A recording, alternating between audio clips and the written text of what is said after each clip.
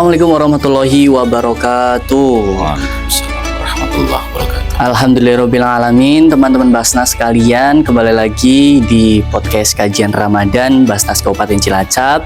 Hari ini kita podcast hari ketiga dan kedatangan tamu spesial. Ada Bapak Ahmad Khalil selaku Wakil Pimpinan Bidang 2 ya.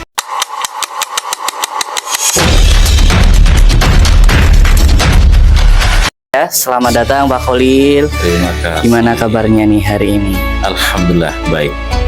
Terima kasih sudah menyempatkan hadir untuk ikut bersama-sama mengisi podcast kajian Ramadan di Basnas Kabupaten Cilacap. Baik, langsung saja untuk tema hari ini teman-teman Basnas sekalian, spesial banget. Judulnya Hamba yang Dirindukan Surga. Wow, Masya Allah. Langsung banyak pertanyaan nih Pak Khalil dari teman-teman Basnas. Ada pertanyaan pertama terkait judul Hamba yang Dirindukan Surga. Menurut perspektif Islam ini seperti apa sih sebenarnya Pak? Jadi terkait dengan tema ini, tema yang luar biasa. Ini menjadi satu goal bagi setiap muslim. Setiap muslim, bahkan semua orang itu ingin untuk masuk surga.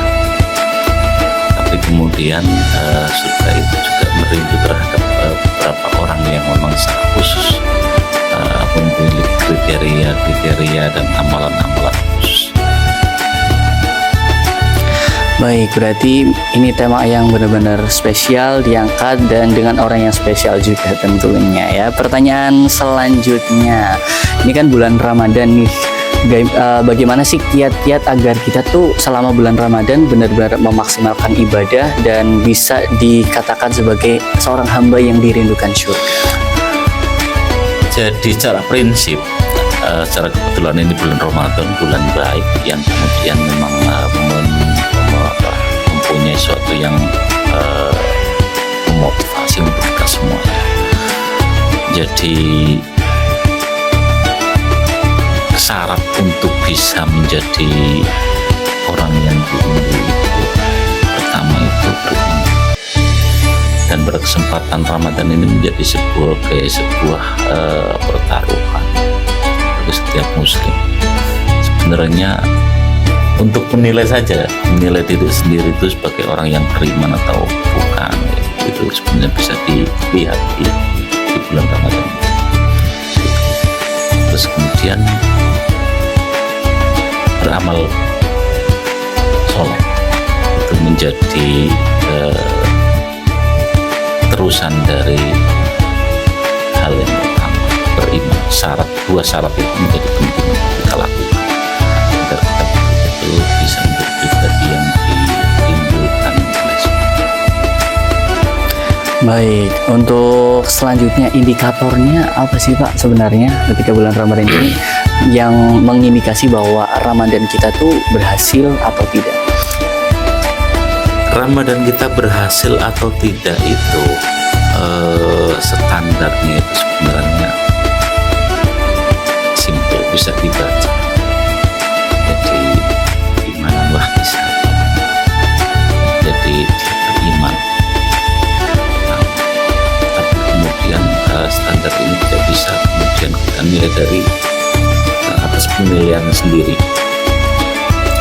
Jadi memang ada standar yang harus dipatuhi oleh kita dan dilakukan oleh kita, bahwasanya manakala kita menjasti diri sendiri, menghakimi diri kita menjadi orang yang beriman itu tidak, maka kita harus bisa betul-betul melaksanakan apa yang seharusnya dilakukan oleh kita, menunjukkan bahwa kita betul-betul orang yang beriman gitu.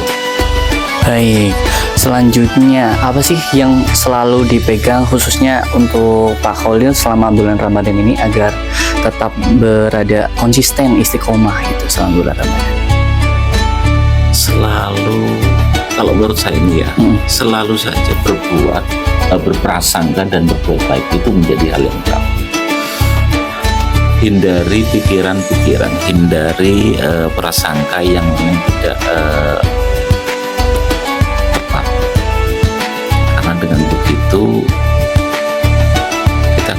memudahkan diri kita untuk melangkah, meringankan untuk melangkah.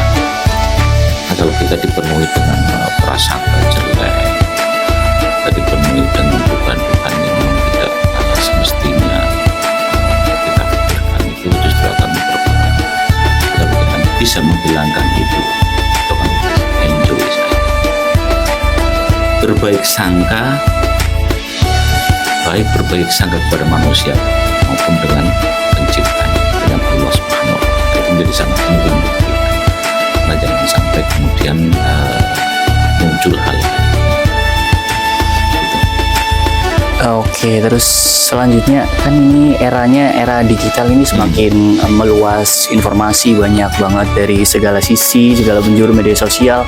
Gimana sih cara kita agar tetap menjaga khususnya bulan Ramadan ini agar bisa seimbang aja gitu?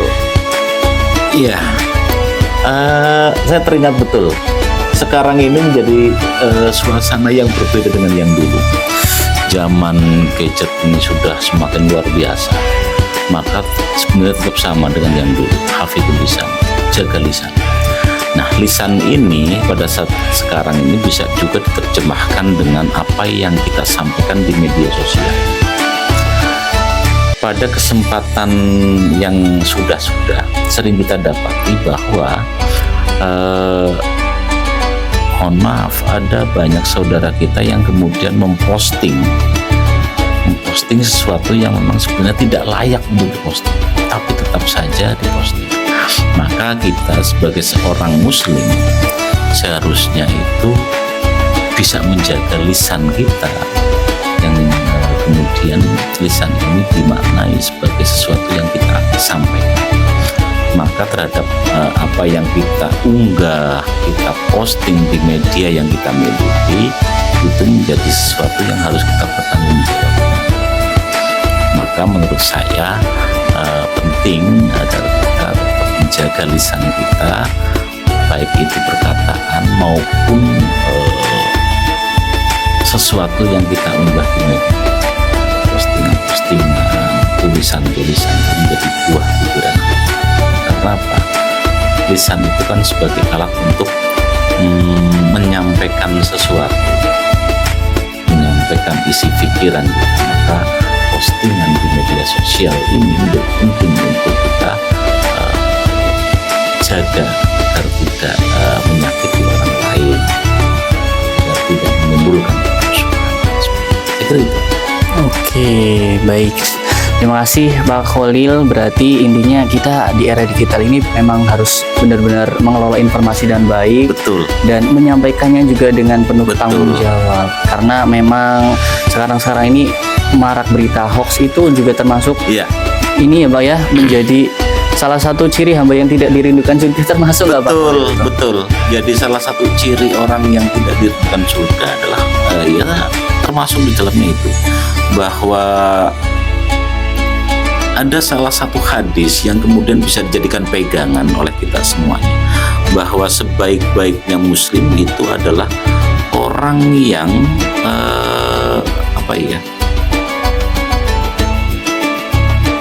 yang menyelamatkan.